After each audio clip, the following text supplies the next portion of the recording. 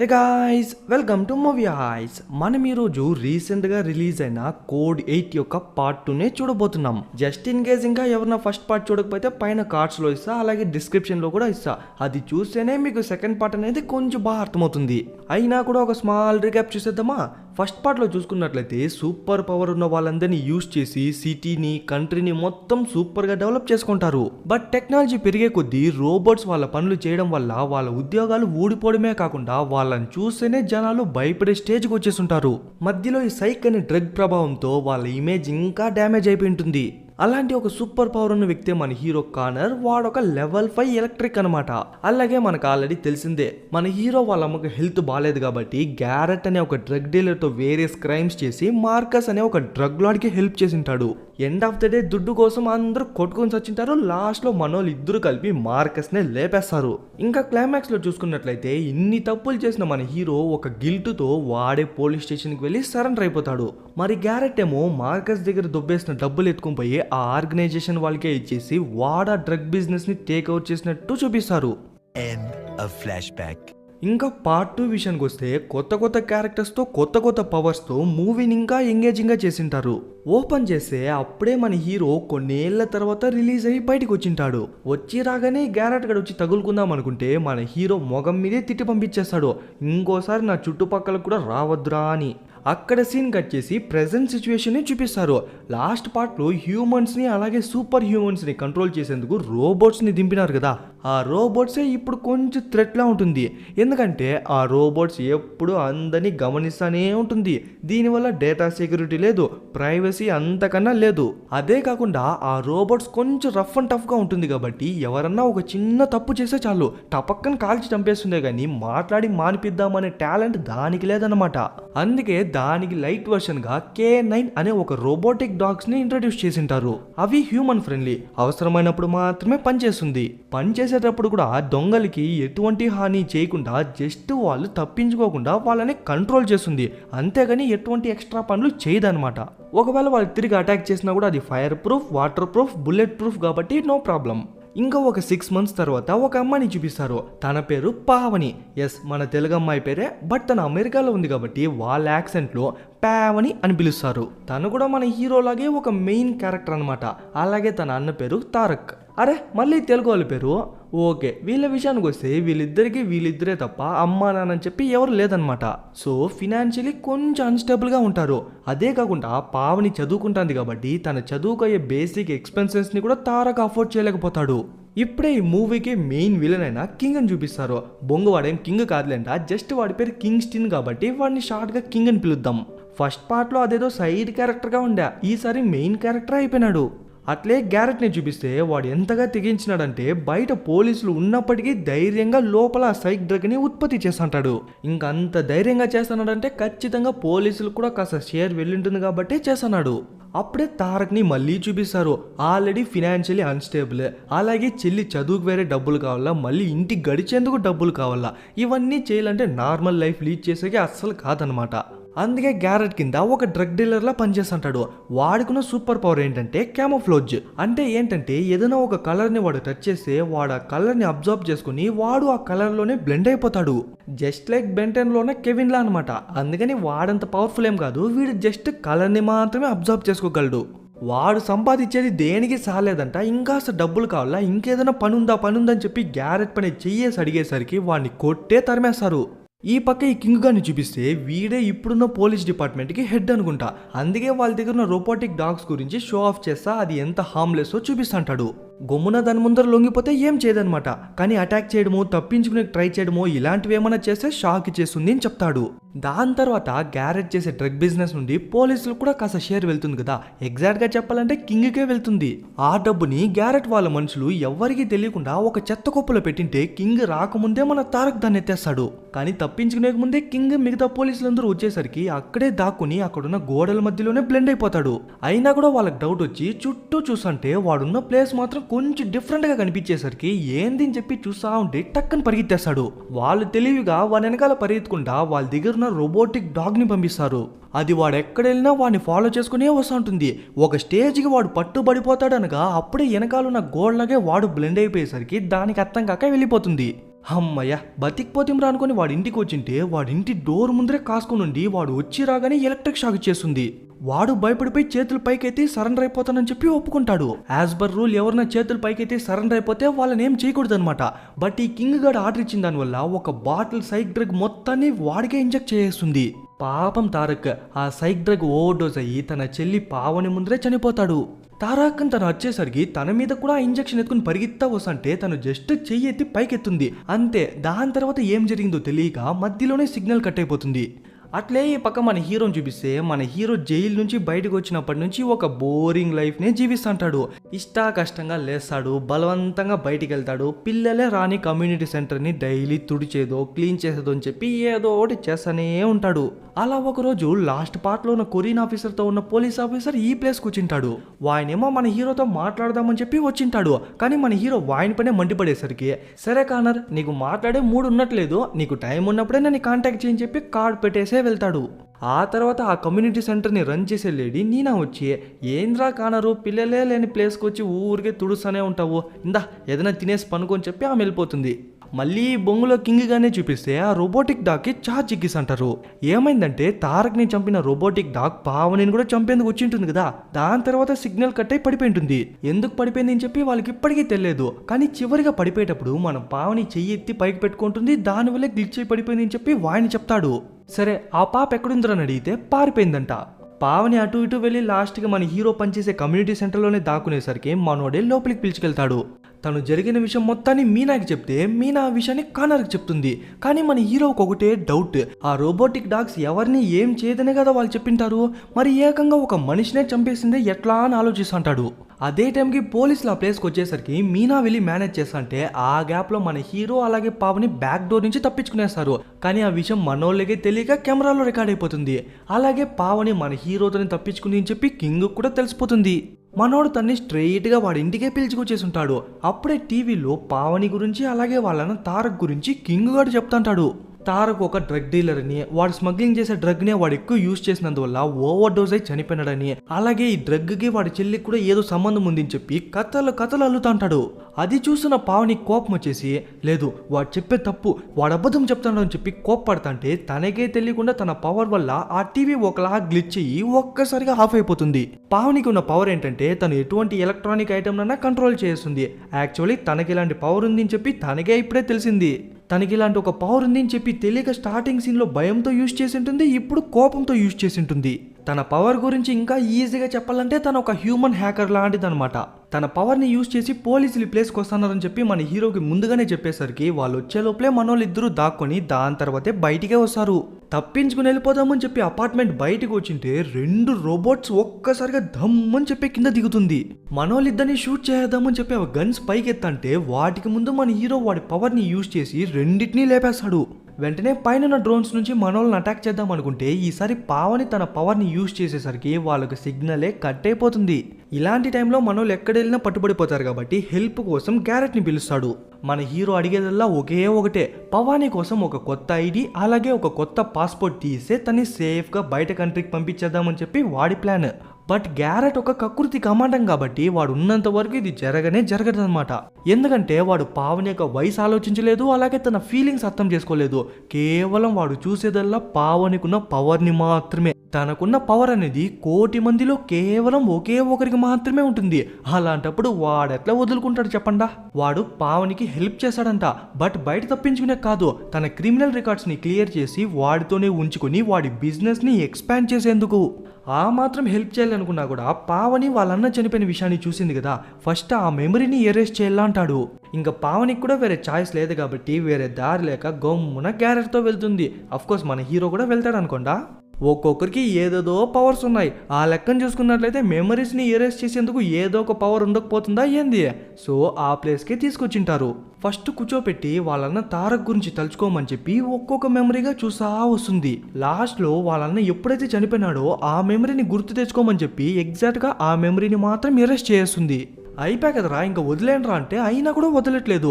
ఏంటంటే ఒక్క route memory అనేది ఇంకొక డిలీటెడ్ మెమరీ కూడా దారి తీస్తుందంట. సో వాళ్ళన్న గురించిన మొత్తం మెమరీస్ని ఎరేస్ చేసా వస్తుంటుంది. మధ్యలో మన హీరో ఆపేక్ ట్రై చేస్తా అంటే వాడినే లాక్ చేసేసి ఉంటారు.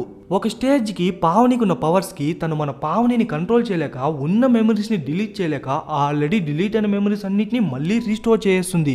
కరెక్ట్ టైంకి మన హీరో కదిలేసరికి ఆ ఫైర్ పైకి కొట్టి పైన పైప్స్ పేలేసరికి అక్కడున్న వాటర్ అంతా మొత్తం జుమ్మేస్తుంది.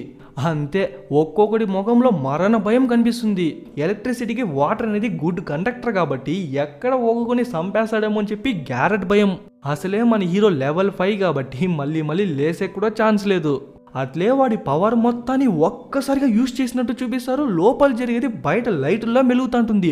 కాసేపు తర్వాత మన హీరో పావని మాత్రం ఏం జరిగినట్టు బయటకు వచ్చేస్తారు. యాక్చువల్లీ ఈ సీన్లో లోపల ఏం జరిగిందో చూపించేందుకు విఎఫ్ఎక్స్కి డబ్బులు లేక వీళ్ళు సింపుల్గా బయట జస్ట్ లైట్స్తో చూపించేసి ఉంటారు. ఈ విషయాన్ని నేనుగా చెప్పింది, సాక్షాత్ మన హీరోనే చెప్పింటాడు.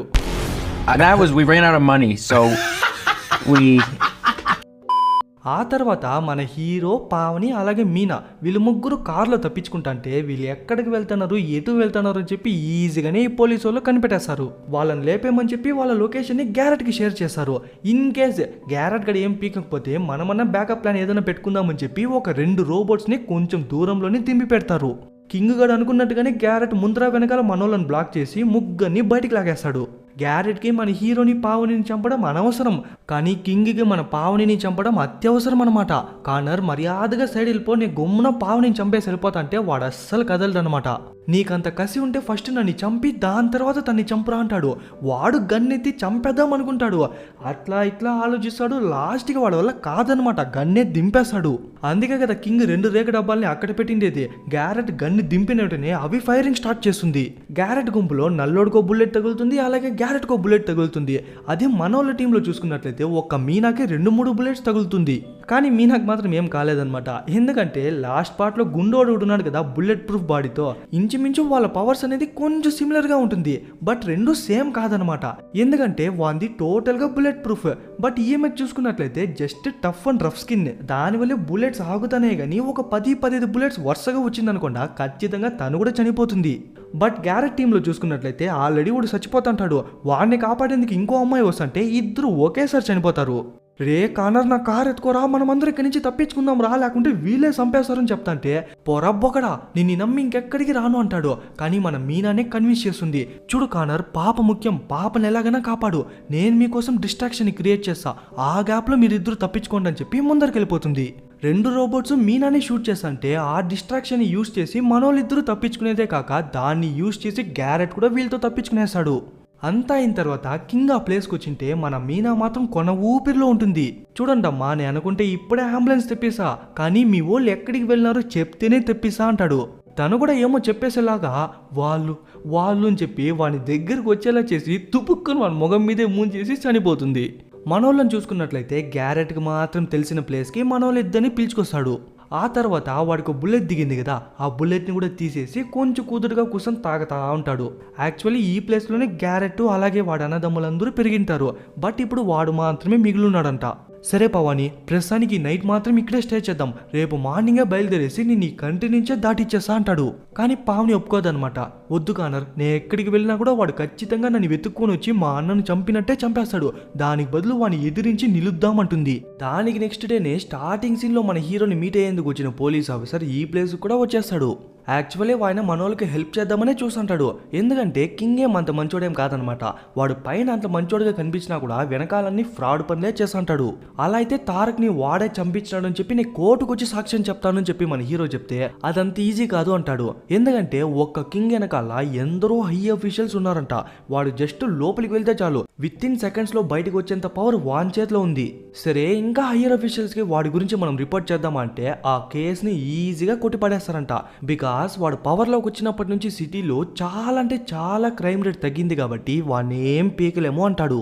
అలా అయితే వాడు మా అన్నని ఎలా చంపించినాడో దాన్ని జనాలకు చూపిస్తే ఆటోమేటిక్ గా వాడి ఇమేజ్ డ్యామేజ్ అయిపోతుంది అంటుంది. ఎలా అంటే అవన్నీ రోబోటిక్ డాగ్స్ కాబట్టి అది ప్రతిదీ రికార్డ్ చేస్తూనే ఉంటుంది. అలాంటప్పుడు ఏదైనా ఒక్క డాగ్ ని మనం పట్టుకుంటే చాలు దాన్ని హ్యాక్ చేసి మనకు కావాల్సిన ఫుటేజ్ ని మాత్రం నేను సపరేట్ గా తీయేస్తా అంటుంది. బట్ అవి పనిచేస్తున్నప్పుడు దాన్ని హ్యాక్ చేసి కంట్రోల్ చేయడం అనేది ఇప్పుడున్న పావనికి కష్టం కాబట్టి అవేమన్నా ఛార్జింగ్ లో ఉంటే ఈజీగా హ్యాక్ చేస్తా ఉంటుంది. అలా అయితే కింగ్ ఎప్పుడు ఒక డాగ్ ని మాత్రం పర్సనల్ గా వాడి ఇంట్లోనే ఎప్పుడు పెట్టుకుంటాడు కాబట్టి వాడి ఇంటికే వెళ్ళిపోదామని చెప్పి బయలుదేరతారు. వాళ్ళ ఇంట్లో దూరాలు కాబట్టి మన హీరోని ఎవరు గుర్తుపట్టకుండా మారు వేషంలో వస్తాడు. మారు వేషం ఏమో తెలుసా, జస్ట్ ఒక స్పెక్స్ మాత్రమే వేస్తాడు. ఆ స్పెక్స్ వేసుకుంటే ఏ మాత్రం మనోడు మారిపోయినాడో నాకైతే అర్థం కాల. కింగ్ ఇంటికి వచ్చింటే వాడి ఇంట్లో లేదు కాబట్టి వాడి వైఫ్ డోర్ ఓపెన్ చేస్తుంది. సిస్టర్, కింగ్ కొలిక్సే మేమంతా జస్ట్ మాట్లాడిద్దామని ఉస్మిన్ చెప్తే, అయ్యో కింగ్ ఇంట్లో లేదే, ఇంకాసేపట్లో వచ్చేస్తాడు, అంతవరకు వెయిట్ చేయండి అని చెప్పి లోపలికి రప్పించుకుంటుంది. పావని మాత్రం బయటే వెయిట్ చేస్తూ ఉంటుంది. కాసేపు తర్వాత కింగ్ కూడా వస్తాడు. మనోళ్ళు ప్లాన్ చేసినట్టుగానే వాడు వచ్చేటప్పుడు ఒక రోబోటిక్ డాగ్ ని తీసుకునే వస్తాడు. ఏమండి మీ కొలీగ్స్ వస్తారని చెప్పి నాకు చెప్పనే లేదంటే వాడికే ఎవరో తెలీదు. నేనా ఏదో స్ట్రెస్ లో మర్చిపోయింటానులేమ్మా, ఎక్కడున్నారని చెప్పి లోపలికి వెళ్ళి చూస్తేనే తెలుస్తుంది అది మనోళ్ళిద్దరూని. వాడు వాడి వైఫ్ ముందర ఓపెన్ అవ్వకుండా మచ్చా ఎప్పుడు రావు సరే, అంతా బాగున్నారా, టీ అంతా తాగినారని చెప్పి ఏం జరగనుంటో క్యాజువల్ గా వెళ్ళి కూర్చుంటాడు.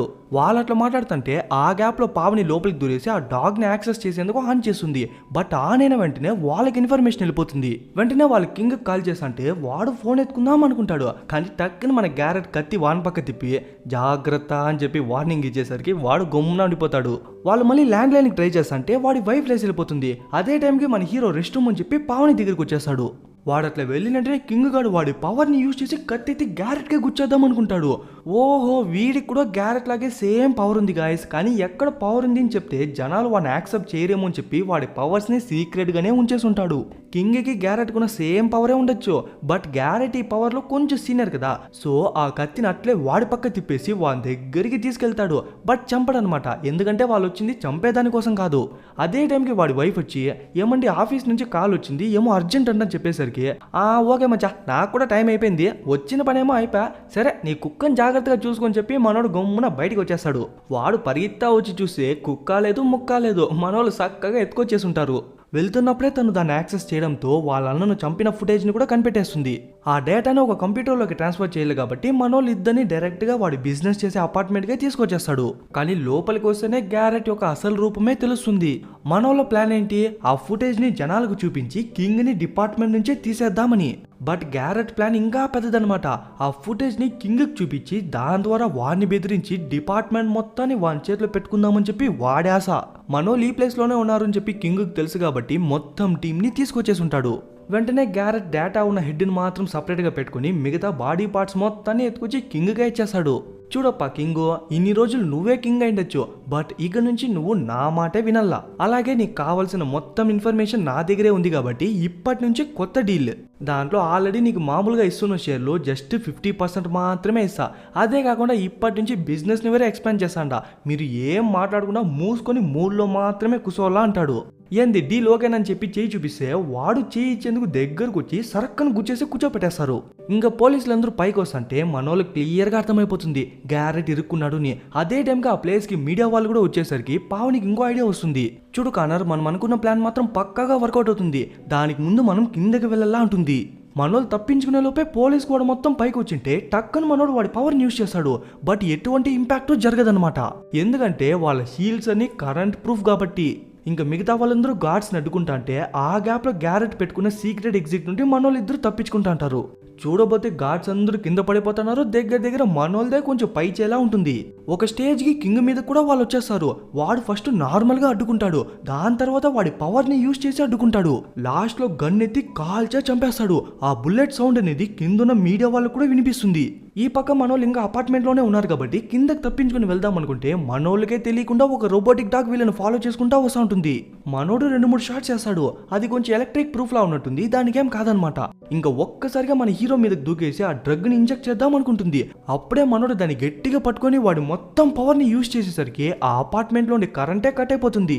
మళ్ళీ కరెంట్ వచ్చింటే దాన్ని చూసాడు, అది టోటల్ గా ఆఫ్ అయిపోయింటుంది. సరే అని చెప్పి కొంచెం రిలాక్స్ అవుతుంటే టక్కున దానయ్య ఆ డ్రగ్ ఇంజెక్షన్ అయితే గుచ్చేస్తుంది. ఫుల్ గా దింపేసే మన హీరో ఓవర్ డోస్ అయ్యే చనిపోతాడు. ఇంకా ఉందనగా కరెక్ట్ టైంకి మన పావని వచ్చి దాన్ని కంట్రోల్ చేసి ఆపేస్తుంది. అదే ప్లేస్ కి ఇంకో పోలీస్ ఆఫీసర్ ఇంకో రోబోటిక్ డాగ్ ని తెచ్చి మనోళ్ళ మీదకే పంపేసరికి పావని కూడా తన డాగ్ ని పంపి ఎదురొచ్చే డాగ్ తలనే లేపేస్తుంది. ఇంకా పరిగెత్తా వాడి మీదకి వెళ్తుంటే టక్కన్ గన్నెత్తి షూట్ చేసంటాడు. అదే బుల్లెట్ ప్రూఫ్ కదా, పరిగెత్తా వెళ్ళి వాడి మీదకే దూకేసి ఆ గన్నే దొబ్బేస్తుంది. తీరా చూసినే తెలుస్తుంది వాడు షూట్ చేసింది డాగ్ని కాదు, పావనిని.